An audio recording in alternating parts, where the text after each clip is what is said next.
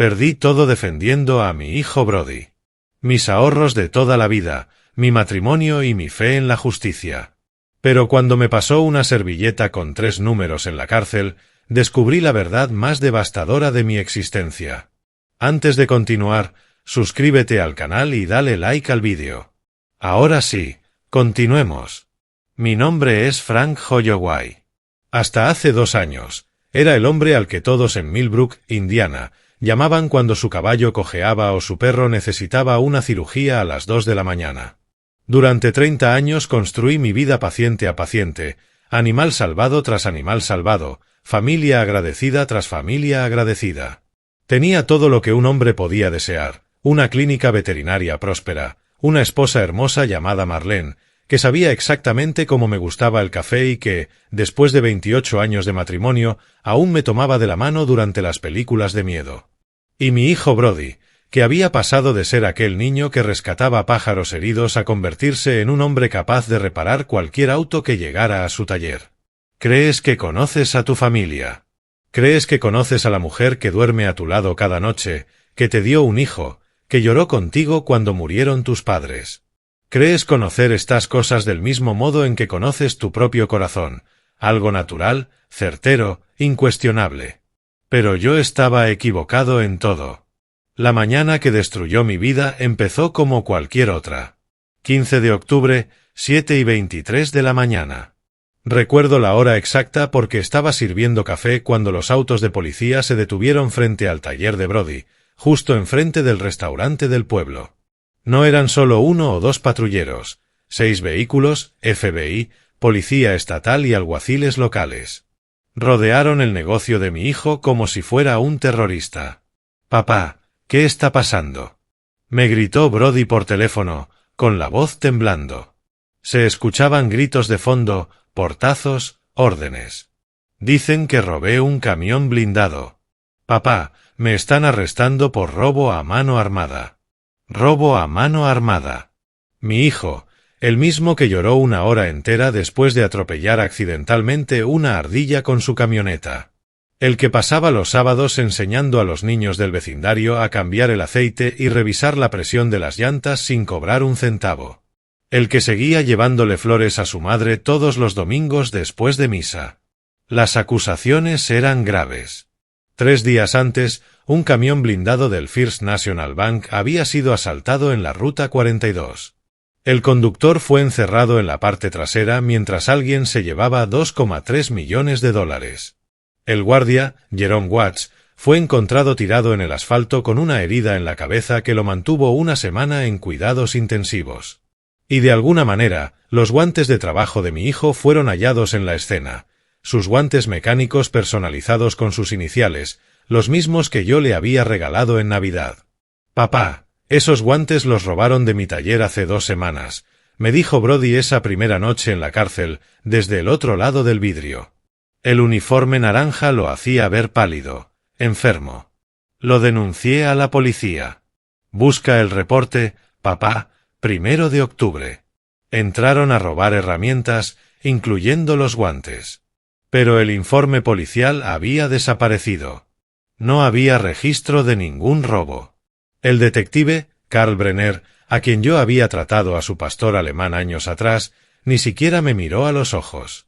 «La evidencia es la evidencia, Frank». «Lo siento», me dijo. Mi esposa Marlene me esperaba en el coche después de esa primera visita. Cuando salí, estaba llorando, pero había algo extraño en sus lágrimas. Parecían ensayadas, medidas. «Tenemos que enfrentar la realidad», Frank dijo aferrada al volante. «Nuestro hijo hizo algo terrible. Las pruebas son abrumadoras». «Él dice que es inocente», le respondí. «Claro que lo dice», replicó con un tono agudo, casi furioso. «¿Qué criminal admite su culpa? Frank, debemos pensar en nuestro futuro, en nuestra jubilación.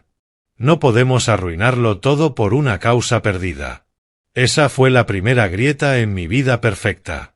El momento en que mi esposa de casi 30 años llamó causa perdida a nuestro hijo antes siquiera de que lo juzgaran, antes de escuchar las pruebas, antes de luchar por él. Pero yo no lo vi en ese momento. Estaba demasiado concentrado en salvar a Brody como para notar que Marlene ya lo había condenado. Demasiado desesperado buscando un buen abogado como para ver que ella me dirigía hacia uno en específico. Demasiado aterrado de perder a mi hijo como para entender que ya había perdido a mi esposa.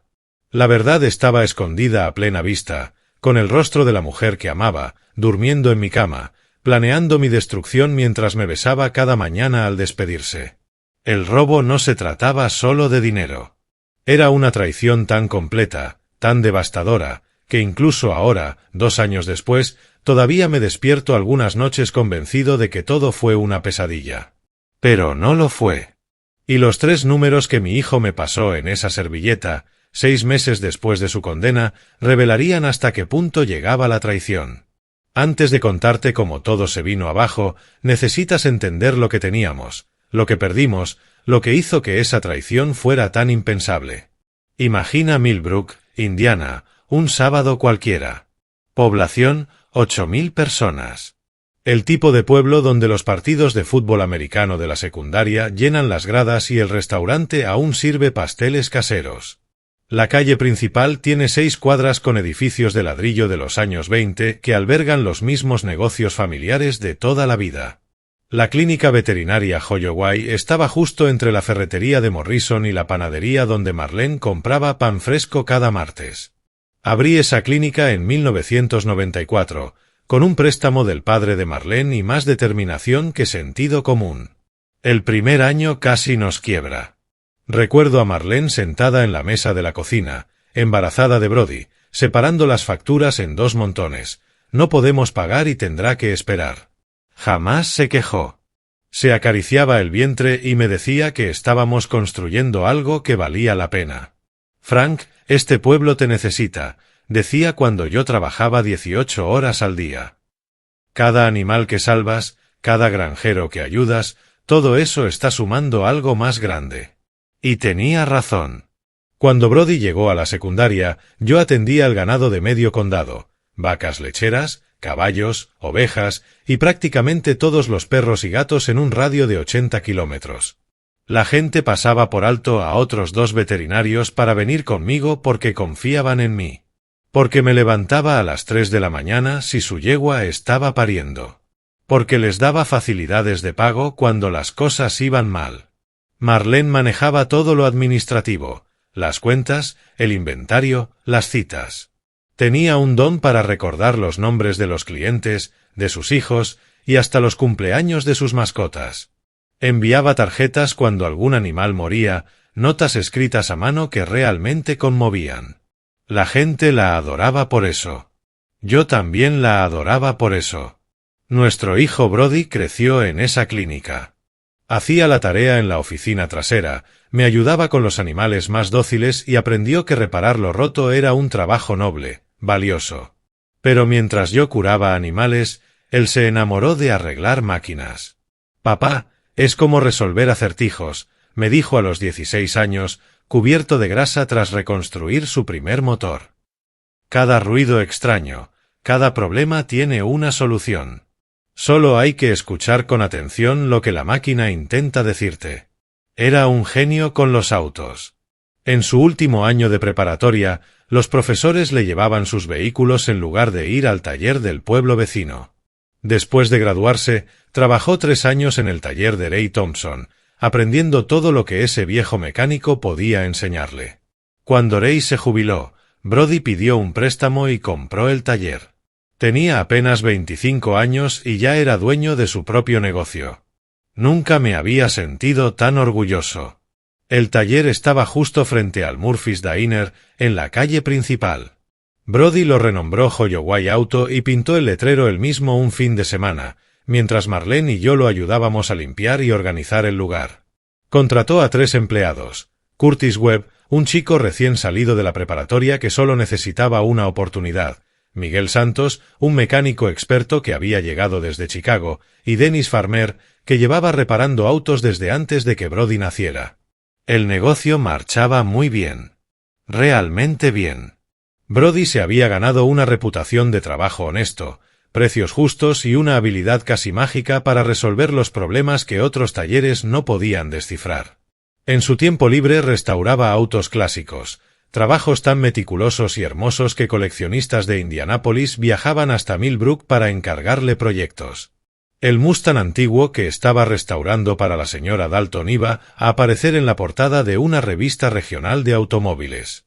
Nuestra vida tenía ritmo. Las cenas de los domingos eran sagradas en nuestra casa de Maple Avenue, la de la veranda que rodeaba toda la fachada y el roble que Brody trepaba de niño. Marlene preparaba asado de res, Brody traía cerveza artesanal de una microcervecería de un par de pueblos más allá, y después nos sentábamos en el porche a ver el sol ponerse tras los campos de maíz. ¿Sabes qué es lo que más amo de nuestra vida?, dijo Marlene una de esas noches, quizá 2 semanas antes del robo. Que está completa. Tenemos todo lo que necesitamos aquí mismo. Brody se rió, rascando detrás de las orejas a Rusty, nuestro viejo Golden Retriever. Mamá se está poniendo sentimental. ¿Papá? Tu madre tiene razón, respondí, abrazando a Marlene en el columpio del porche. Tenemos una buena vida. Una vida completa. Y lo decía en serio. Habíamos trabajado 30 años para llegar a ese momento. La clínica estaba pagada. La casa también. Nuestras cuentas de jubilación estaban en buen estado. No éramos ricos, pero sí cómodos. Brody se había establecido, tenía éxito y hasta había empezado a salir con una chica encantadora llamada Jennifer, del banco. Habíamos construido exactamente la vida con la que soñábamos cuando éramos jóvenes y luchábamos por salir adelante. 3 días después, la policía arrestó a nuestro hijo, y aprendí que a veces las vidas que parecen más completas son las que están a punto de romperse por completo. La primera vez que vi a Brody en la cárcel, parecía un fantasma usando su propia piel. El uniforme naranja le colgaba y sus manos temblaban mientras tomaba el teléfono del otro lado del vidrio. «Papá, te juro por la tumba de la abuela, yo no hice esto», me dijo con la voz quebrada. Estuve en el taller toda la mañana. Pregúntale a Miguel, a Curtis, a Dennis. Todos estaban allí. Estábamos trabajando en 3 autos diferentes. Le creí en el acto. No porque fuera mi hijo, sino porque conocía esa voz. Era la misma que usó a los 7 años cuando juró que no había roto la ventana de la cocina, y yo encontré la pelota del vecino en el jardín. La misma que a los 16, cuando prometió que no había estado bebiendo en la fiesta de los Johnson. Mi hijo no sabía mentir para salvar su vida. Sus ojos siempre lo delataban. Y ahora, esos ojos solo mostraban desesperación y verdad. Pero las pruebas eran demoledoras. La fiscalía las presentó como un mapa directo hacia la condena. Primero, los guantes con sus iniciales, hallados junto al guardia inconsciente. Luego, los registros financieros que mostraban que el taller tenía un préstamo de $50,000 que vencía en 2 semanas. Las cámaras del banco mostraban a alguien de su misma altura y complexión, aunque el rostro estaba cubierto por una máscara. Y lo peor, Brody no tenía coartada para la hora exacta del robo. Los chicos habían salido a buscar piezas, me explicó con desesperación. Los mandé al almacén de Fort Wayne. Estuve solo en el taller unos 90 minutos. Pero debe haber grabaciones de seguridad, ¿no? Le pregunté. Las cámaras fallaron esa mañana, una sobrecarga o algo así. Llamé a la empresa, pero no pudieron venir hasta el día siguiente. Cada explicación sonaba como una excusa. Cada mala suerte parecía demasiado conveniente. Incluso yo podía ver lo mal que se veía todo, y aún así, le creí por completo. Gerald Ashford vino recomendado como el mejor abogado defensor de Indianápolis, un hombre con fama de ganar casos imposibles. Marlene lo había encontrado a través de su prima, una asistente legal en la ciudad. Gerald se sentó en nuestro salón, un tipo alto, de cabello plateado y un traje que seguramente costaba más de lo que yo ganaba en un mes. Colocó varias fotografías sobre la mesa de centro y habló con una calma quirúrgica. «El caso de la fiscalía es sólido», dijo. «Tienen evidencia física, motivo y oportunidad. Su hijo podría enfrentar de 25 años a cadena perpetua si lo declaran culpable. Robo a mano armada con lesiones a un guardia. Es tiempo serio. Pero él es inocente, respondí. Gerald sonrió, una sonrisa paciente, ensayada. Eso es lo que argumentaremos, pero inocencia y duda razonable son cosas diferentes. Esto no será barato. Mi tarifa inicial es de $100.000. El juicio podría costar otros 200.000, quizás más si necesitamos peritos. Marlene ahogó un grito. Frank, eso es toda nuestra jubilación. ¿Y qué otra opción tenemos? Le pregunté, buscando en su rostro el mismo temple que nos había sacado adelante tantas veces. Pero en su mirada había algo distinto. Cálculo. Como si estuviera haciendo cuentas, no luchando por su hijo. Tal vez deberíamos considerar un acuerdo, dijo en voz baja. ¿Un acuerdo? No podía creer lo que oía. Marlene, hablamos de Brody. Sé de quién hablamos, Frank, respondió con frialdad. Pero tirar por la borda todo nuestro futuro no cambiará las pruebas. Esa noche tuvimos la primera pelea real de nuestro matrimonio. No una discusión por dinero o tareas, sino una ruptura profunda en nuestra forma de ver el mundo. A la mañana siguiente, liquidé nuestras cuentas de jubilación. Vendí los bonos de ahorro que habíamos guardado 20 años. Cancelé mi póliza de seguro de vida. Y cuando eso no bastó, vendí la clínica a mi socio más joven, el Dr. Kevin Walsh, por el 70% de su valor. Necesitaba el dinero rápido. «Nos estás destruyendo por nada», gritó Marlene la noche que vendí las joyas de su madre, piezas que llevaban generaciones en su familia. Las pruebas son abrumadoras. Nuestro hijo es culpable y tú estás demasiado ciego para verlo. ¿Y si estás equivocada? Le pregunté en voz baja. ¿Y si nuestro hijo dice la verdad? Entonces que Dios nos ayude, susurró. Pero no puedo verte tirar 30 años de nuestra vida por una fantasía. El juicio duró 3 meses. Cada día veía cómo los rostros del jurado se endurecían mientras Gerald tropezaba con pasos básicos del procedimiento. No objetaba pruebas que debía objetar. No llamaba testigos que podrían haber ayudado. Curtis, Miguel y Dennis testificaron, pero durante el contrainterrogatorio sus historias comenzaron a tener inconsistencias. Detalles mínimos, pero suficientes para generar dudas sobre la coartada de Brody. Cuando el veredicto de culpabilidad se leyó, Brody no lloró. Solo me miró y articuló las palabras, «Lo siento, papá». Esa noche, Marlene se fue. Sin despedirse. Sin explicación. Solo dejó los papeles del divorcio sobre la mesa de la cocina y una nota que todavía me quema en la memoria. Elegiste a un criminal por encima de nuestro futuro. Yo elijo mi realidad por encima de tu ilusión.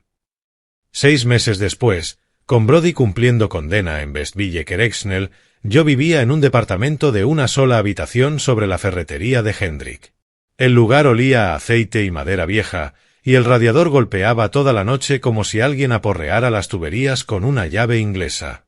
Había aceptado un trabajo en el almacén de suministros para mascotas de la Ruta 40, cargando camiones por $12 la hora. Era un mundo completamente distinto a ser el Dr. Holloway, el hombre en quien todos confiaban para cuidar a sus animales. Pero al menos me alcanzaba para pagar la gasolina y visitar a mi hijo cada semana, y para mantener algo de comida en la mesa.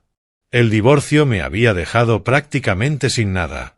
Marlene se quedó con la casa de Maple Avenue, la misma donde habíamos criado a nuestro hijo, donde celebramos 30 Navidades, donde la cargué en brazos al cruzar el umbral cuando recién nos casamos.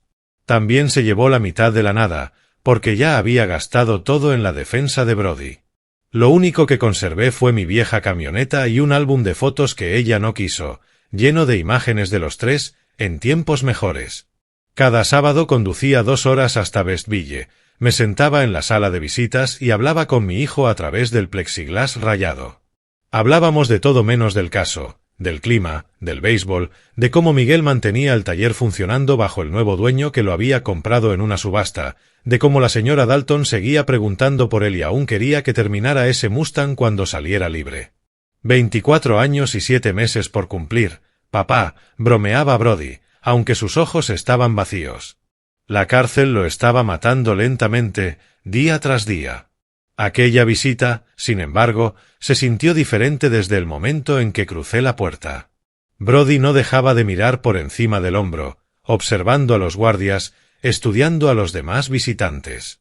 Su pierna se movía sin parar bajo la mesa, un viejo tic nervioso de la infancia que solo aparecía cuando algo estaba realmente mal. «Papá, necesito que escuches con atención», dijo, inclinándose hacia el vidrio. Su voz bajó tanto que tuve que esforzarme para oírlo. «No reacciones a lo que voy a hacer. Solo guárdalo en el bolsillo». Sacó una servilleta marrón, de esas finas de cafetería, y la deslizó por la pequeña ranura bajo la mampara. La tomé con la misma técnica que él me había enseñado años atrás, cuando me enseñaba trucos de magia para divertirlo de niño. El papel estaba húmedo de sudor. «Hay algo en Union Station, en el centro», continuó Brody, hablando rápido y en voz baja. «Casillero 447. La llave está pegada debajo del banco en Riverside Park. Recuerdas el lugar, ¿verdad? Donde me enseñaste a pescar». Por supuesto que lo recordaba. El banco de madera con nuestras iniciales talladas en el respaldo, de cuando él tenía 8 años y pensaba que rayar la madera era el colmo de la rebeldía. Pasamos muchos sábados allí, las cañas en el agua, hablando de la vida mientras fingíamos atrapar algún pez azul. «Brody, ¿de qué estás hablando?», le pregunté. «No puedo explicarlo ahora. Ellos monitorean todo, llamadas, cartas, visitas. Pero, papá, después de ver lo que hay en ese casillero, entenderás todo. El robo. El juicio. ¿Por qué mamá realmente se fue? Todo». Un guardia se acercó a nuestra mesa. Su placa decía Thompson, un tipo corpulento como un jugador de fútbol americano, con una cara que parecía incapaz de sonreír sin sentir dolor. «Se acabó el tiempo, Holloway». Brody se levantó rápido, pero cuando empecé a irme, me agarró la muñeca a través del pequeño hueco. Su fuerza era desesperada, más intensa que nunca. «Papá, cuando veas lo que hay ahí, prométeme que tendrás cuidado. Las personas involucradas en esto ya destruyeron nuestra familia. No dejes que te destruyan a ti también. Y hagas lo que hagas, no confíes en nadie. Especialmente en nadie relacionado con el caso. Ni abogados, ni policías. Nadie». El guardia lo apartó de un tirón. Dije que se acabó el tiempo. Mientras lo llevaban, Brody miró hacia atrás una última vez. La expresión en su rostro era algo que nunca había visto. No era exactamente miedo, sino una mezcla de determinación y esperanza. Como un hombre que ha estado ahogándose y por fin vislumbra la orilla. Me quedé sentado en mi camioneta, en el estacionamiento de la prisión, 1 hora entera, con la servilleta ardiendo en el bolsillo. Cuando por fin la abrí, solo había 3 números escritos a lápiz: 447. Debajo, en letras pequeñas, Brody había escrito: «La verdad siempre encuentra su camino». Esa noche no pude dormir. Cada vez que cerraba los ojos veía el rostro de Brody, escuchaba la urgencia en su voz. A las 3 de la mañana me rendí y conduje hasta Riverside Park. El lugar estaba desierto, iluminado solo por una farola parpadeante que parecía enviar mensajes en código Morse a la oscuridad. El banco seguía allí, envejecido, con la madera astillada, nuestras iniciales aún visibles aunque casi borradas por el tiempo. Deslicé los dedos por debajo hasta sentir algo metálico, una pequeña llave de bronce, pegada con lo que parecía medio rollo de cinta adhesiva. Mis manos temblaban al despegarla. Fuera lo que fuera que hubiera en el casillero 447, Brody había arriesgado todo para hacérmelo saber. Mientras sostenía aquella llave fría, supe que mi vida estaba a punto de cambiar otra vez. Solo que no tenía idea de cuánto. Union Station, a las 6 de la mañana, se sentía como una catedral antes del servicio, vacía, resonante, llena de ese silencio que te obliga a hablar en susurros.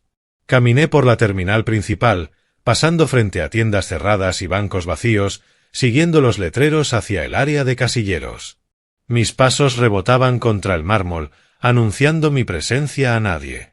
Los casilleros estaban escondidos en una esquina, detrás del antiguo puesto de lustrabotas cerrado hacía años. 3 paredes llenas de compartimentos metálicos, algunos lo bastante pequeños para un bolso, otros grandes como maletas. Encontré el 447 en la fila del fondo, a la altura del pecho.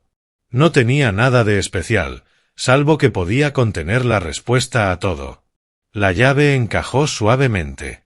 El giro del cerrojo resonó como un disparo en la estación silenciosa. Dentro había un sobremanila grande y un disco duro portátil, de esos que se compran en cualquier tienda de electrónica. Mis manos estaban firmes al sacarlos, pero el corazón me retumbaba en los oídos.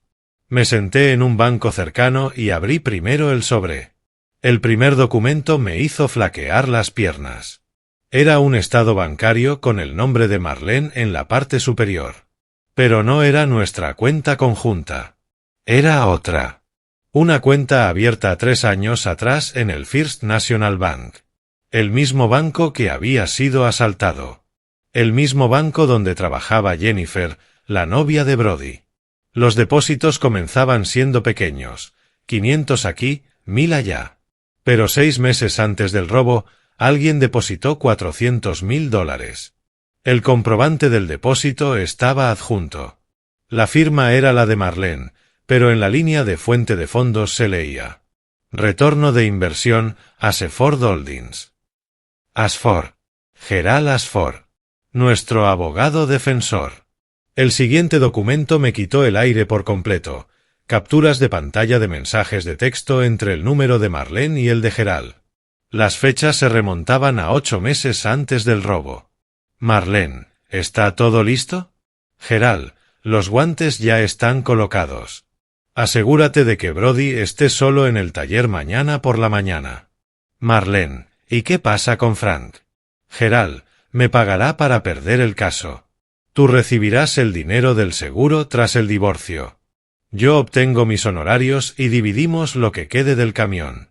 Marlene, ¿y Brody? Gerald, 25 años como mínimo.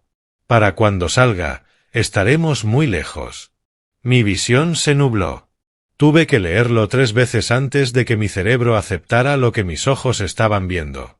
Mi esposa y nuestro abogado habían incriminado a nuestro hijo. Lo habían planeado, orquestado y ejecutado con la precisión de un reloj suizo. El contenido del disco duro era aún peor. Lo conecté a mi laptop allí mismo, en medio de la estación, sin importarme quién pudiera verme. El primer archivo era una grabación de una cámara de tráfico, ubicada a 2 calles del taller de Brody. La marca de tiempo coincidía exactamente con la mañana del robo. La camioneta de Brody era perfectamente visible, estacionada en su lugar habitual y sin moverse durante todo el periodo en que ocurrió el crimen. Esa grabación, según la fiscalía, había sido corrompida y descartada como evidencia. La siguiente carpeta contenía fotografías. En una se veía a Gerald Ashford en la escena del robo, 20 minutos antes de que llegara la policía. ¿Cómo era posible? ¿Cómo sabía que debía estar allí? Otra foto lo mostraba hablando con Jerome Watts, el guardia herido, 2 semanas antes del asalto, frente a un bar. Se estaban dando la mano. Watts sostenía un sobre. Luego abrí un archivo de audio. La voz de Marlene era inconfundible, tan clara como si estuviera junto a mí. Daba instrucciones, fría y metódica. Curtis, tienes que decir que estuviste fuera 2 horas, no 1. Es importante. Brody estuvo solo todo el tiempo. La voz nerviosa de Curtis Webb respondió: Señora Holloway, no me siento bien con esto. $50,000, Curtis. Suficiente para empezar una nueva vida lejos de aquí. O puedo asegurarme de que todos sepan sobre tu arresto por drogas en Indianápolis, ese que olvidaste mencionar en tu solicitud de empleo. El último archivo me destruyó por completo. Era un vídeo grabado en el taller de Brody, con fecha de 3 semanas antes de su arresto. Mi hijo estaba solo, hablando a una cámara oculta que debía haber instalado él mismo. Si algo me pasa, dijo mirando directamente al lente, revisen los registros telefónicos de mamá. Últimamente ha estado haciendo preguntas extrañas sobre las pólizas de seguro del taller, sobre mis horarios cuando estoy solo. Dijo que tuvo una reunión con Gerald Ashford la semana pasada, supuestamente para actualizar su testamento, pero Gerald es abogado penalista, no de sucesiones. Encontré un teléfono desechable en su coche con un solo número guardado. Estoy documentando esto porque ya no sé en quién confiar. Papá, si estás viendo esto, lamento no habértelo dicho antes. Quería creer que me equivocaba sobre mamá. Quería pensar que solo estaba siendo paranoico. El vídeo terminaba con Brody mirando fijamente a la cámara. Voy a esconder este disco y asegurarme de que alguien sepa dónde encontrarlo si algo me pasa. Curtis sabe dónde está. A pesar de todo, es un buen chico, solo está asustado y metido en algo que no comprende. Me quedé en esa estación vacía una hora entera, mirando las pruebas desplegadas en la pantalla del portátil. Mi esposa, la mujer con la que compartí 30 años de mi vida, había sacrificado a nuestro hijo por dinero. Me había visto destruirme intentando salvarlo, sabiendo la verdad todo el tiempo. Se había ido, no porque creyera que yo había elegido a un criminal sobre nuestro futuro, sino porque su parte del plan ya estaba cumplida y necesitaba alejarse de las consecuencias. Conduje directamente desde Union Station hasta la oficina del FBI en Indianápolis. No pasé por casa, no llamé a nadie. El contenido de ese disco y esos documentos era suficiente para destruir varias vidas, y no iba a correr el riesgo de que desapareciera. La agente especial Diana Rodríguez escuchó mi historia sin interrumpirme, sus ojos oscuros repasando cada documento que colocaba sobre su escritorio. Cuando le mostré el vídeo de Brody relatando sus sospechas, llamó de inmediato a otros 2 agentes. «Señor Holloway», dijo finalmente, «esto es uno de los montajes más elaborados que he visto en 20 años. Vamos a necesitar que se quede aquí mientras verificamos todo y conseguimos las órdenes de arresto». En menos de 48 horas, arrestaron a Marlene en casa de su hermana, en Chicago, donde vivía bajo su apellido de soltera. Gerald Ashford fue detenido en su oficina. Su secretaria lo miraba atónita mientras lo sacaban esposado. Curtis Webb, aterrorizado y consumido por la culpa, ya estaba esperando ese momento. Se derrumbó por completo y confesó todo en cuestión de minutos. La señora Holloway se me acercó primero, dijo entre lágrimas a los investigadores. Sabía de mi pasado, del arresto por drogas que creí haber dejado atrás. Me dijo que arruinaría mi vida si no la ayudaba, pero que me pagaría 50.000 si lo hacía. Todo lo que tenía que hacer era mentir sobre el tiempo que estuve fuera. Lo siento, llevo muriéndome por dentro cada día, sabiendo que Brody está en prisión por mis mentiras. Jerome Watts, el supuesto guardia herido, también confesó. Gerald le había pagado $100.000 para fingir el ataque y señalar a Brody en una rueda de reconocimiento, aunque nunca vio el rostro de los ladrones. La herida en la cabeza que lo llevó a cuidados intensivos había sido autoinfligida, cuidadosamente calculada para parecer grave, pero sin consecuencias permanentes. El FBI encontró el dinero robado en una semana. Los $2,3 millones estaban divididos en cuentas offshore en las Islas Caimán, a nombre de Marlene y Gerald. Habían planeado irse del país cuando las apelaciones de Brody se agotaran y yo, finalmente, perdiera toda esperanza. La confesión de Marlene llegó al tercer día de su detención federal. Sin lágrimas, sin arrepentimiento. Solo hechos fríos, dichos con el mismo tono con el que antes hablaba de la lista de compras. Frank estaba conforme con su vida de pueblo, dijo ante los investigadores, mientras yo observaba desde detrás del vidrio unidireccional. 30 años mirando animales enfermos, viviendo en la misma casa, comiendo en el mismo restaurante todos los viernes. Yo quería más. Lo merecía. Gerald me mostró cómo conseguirlo. ¿Incluso si eso significaba destruir a su hijo?, preguntó la agente Rodríguez. La respuesta de Marlene aún me persigue en las pesadillas. Brody fue daño colateral. Habría desperdiciado su vida entera en ese taller, de todos modos. Al menos así, su existencia sirvió para algo. 6 semanas después, estaba de pie frente a las puertas de Westville Correctional. El viento de febrero era helado, pero yo apenas lo sentía. Las puertas se abrieron y Brody salió con una bolsa de papel con sus pertenencias, luciendo como un hombre renacido. Más delgado, con más arrugas alrededor de los ojos, pero sonriendo de una forma que no veía desde hacía casi un año. —¿Cómo supiste lo del casillero, hijo? —le pregunté al abrazarlo, sosteniéndolo con fuerza, como cuando era un niño. —Curtis me visitó el mes pasado, papá —explicó mientras caminábamos hacia la camioneta. Su conciencia lo estaba destrozando. Me contó todo, incluso donde mamá había escondido las pruebas de respaldo por si Gerald intentaba traicionarla. La escuchó hablar por teléfono, mencionando el casillero 447 en Union Station. Tenía miedo de ir él mismo, pero pensó que si lograba hacerte llegar el mensaje de alguna manera, tú sabrías qué hacer. Lo siento, papá, continuó Brody mientras nos alejábamos de la prisión. Siento lo de mamá. Siento todo lo que perdiste tratando de salvarme. Pensé en nuestra casa en Maple Avenue, ahora vendida para pagar los honorarios legales. En la clínica que construí desde cero, ahora en manos de otro. En las cuentas vacías, los bonos canjeados y la vida que me tomó 30 años levantar, reducida a cenizas. Y luego miré a mi hijo, libre y reivindicado, con toda su vida por delante otra vez. En ese momento comprendí que, aunque lo había perdido todo, aún me quedaba lo más importante. A él. No perdí nada que realmente importara, le dije mientras lo abrazaba. Vamos, hijo, volvamos a casa. Condujimos de regreso a Millbrook en un silencio tranquilo, el tipo de silencio que solo existe entre dos personas que han sufrido demasiado y finalmente pueden respirar. Al pasar frente a la clínica veterinaria, noté un cartel nuevo en la entrada. Bienvenido de nuevo, Dr. Holloway. Tu trabajo te espera cuando estés listo.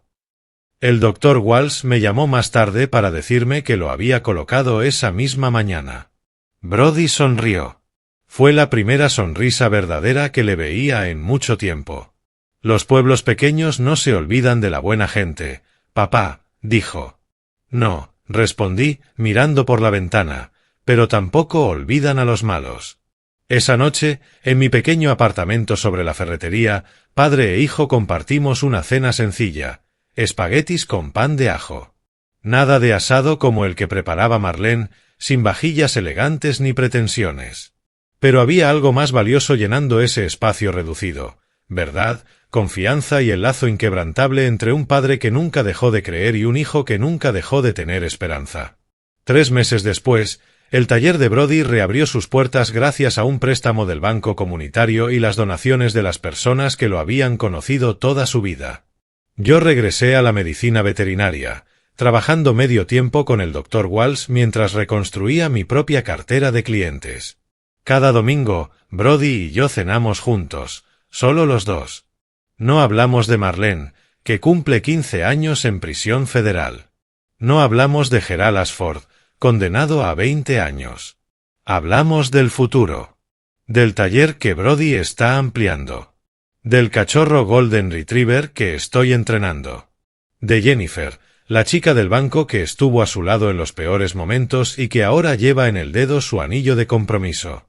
A veces, perderlo todo es la única manera de descubrir lo que realmente importa.